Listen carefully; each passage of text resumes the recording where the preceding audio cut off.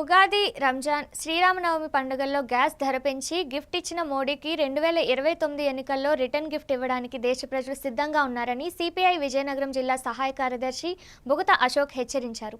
కేంద్ర ప్రభుత్వం గ్యాస్ ధరల పెంపుదల నిరసిస్తూ సిపిఐ, ఏఐవైఎఫ్, ఎస్ఐఎఫ్, ఎన్ఎఫ్ఐడబ్ల్యూ నియోజకవర్గ సమితి ఆధ్వర్యంలో శుక్రవారం విజయనగరంలో కన్యకా పరమేశ్వరి ఆలయం జంక్షన్లో గ్యాస్ బండ తల మీద పెట్టుకుని వినూత్నంగా నిరసన తెలిపారు. ఈ సందర్భంగా బుగత అశోక్ మాట్లాడుతూ దేశ ప్రధాని నరేంద్ర మోడీ అంతర్జాతీయ మహిళా దినోత్సవ సందర్భంగా మహిళలకి గిఫ్ట్గా మహిళలపై భారం మోపేందుకే గ్యాస్ ధరలను అమాంతంగా పెంచారని, వంట గ్యాస్పై 60 రూపాయలు, కమర్షియల్ గ్యాస్ బండపై 115 రూపాయలు పెంచడం దుర్మార్గమన్నారు. ఆంధ్రాలో గ్యాస్ నిక్షేపాలు సమృద్ధిగా ఉన్నా కూడా ధరలు పెంచి ఆదాని, అంబానీలకు, కార్పొరేట్ వ్యక్తులకు లాభం చేకూర్చే విధంగా మోడీ వ్యవహరిస్తున్నారన్నారు. అన్ని విధాలుగా ప్రజా జీవితాన్ని ఘోరంగా నష్టపరిచే గ్యాస్ ధర పెంపును తక్షణమే ఉపసంహరించకపోతే ప్రజా తిరుగుబాటు తప్పదని హెచ్చరించారు.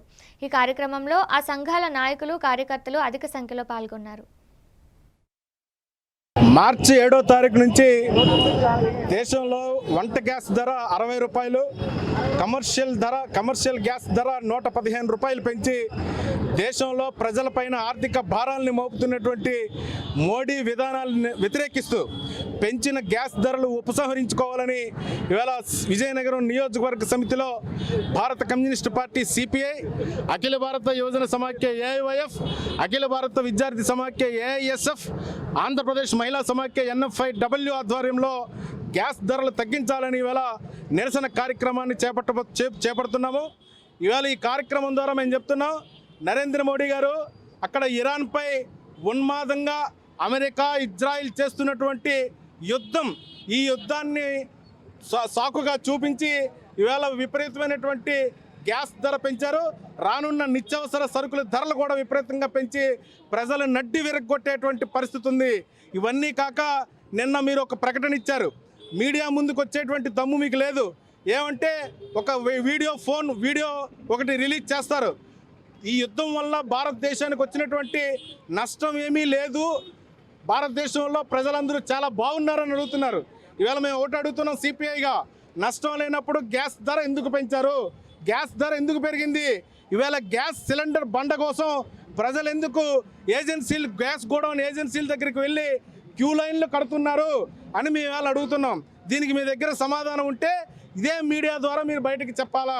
ఇవాళ మేము చెప్తున్నాం, మీరు అక్కడ యుద్ధాన్ని ఆపేటువంటి, చర్చలకు పిలిపించి యుద్ధాన్ని ఆపేటువంటి దమ్ము మీకు లేదు.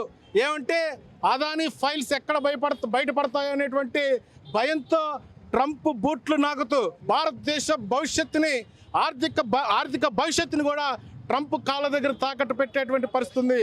ఇవాళ రాష్ట్రంలో కూడా మోడీ ఏమి చెబితే తానా అంటే తందానే అనేటువంటి పరిస్థితుల్లో రాష్ట్రంలో ఒక పక్క చంద్రబాబు నాయుడు, పవన్ కళ్యాణ్, జగన్మోహన్ రెడ్డి, వీళ్ళు ముగ్గురు మోడీ కింద బానిసలుగానే ఉన్నారు.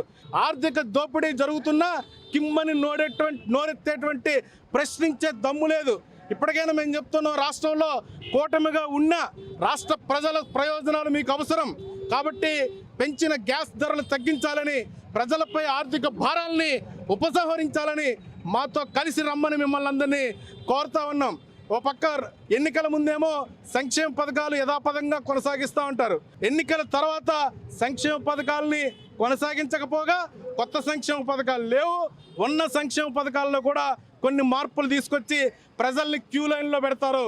నరేంద్ర మోడీ గారేమో ఆనాడు నోట్ల రద్దుతో బ్యాంకుల దగ్గర ప్రజలు క్యూ లైన్లో నిలబెట్టారు. తర్వాత కరోనా టైంలో ఆక్సిజన్ సిలిండర్ల కోసం ప్రజల్ని క్యూ లైన్లో నిలబెట్టారు. ఇవాళ గ్యాస్ ధరలు పెంచి ప్రజల్ని గ్యాస్ ఏజెన్సీల దగ్గర క్యూ లైన్లో నిలబెట్టినటువంటి చరిత్ర ఒక్క నరేంద్ర మోడీకి మాత్రమే ఉంది. 12 ఏళ్ల కాలంలో భారతదేశాన్ని సర్వనాశనం చేసినటువంటి ఉన్మాది ఇవాళ నరేంద్ర మోడీ అని ఇవాళ సిపిఐగా మేము తెలియజేస్తున్నాం. ఎప్పటికైనా మోడీ గారు ఈవేళ పెంచినటువంటి ధరలను తగ్గించి ప్రజల్ని ఆదుకోకపోతే భవిష్యత్తులో రానున్న కాలంలో ఖచ్చితంగా మీకు రిటర్న్ గిఫ్ట్ ఇవ్వడానికి దేశ ప్రజలు సిద్ధంగా ఉన్నారని ఇవాళ మేము తెలియజేస్తున్నాం.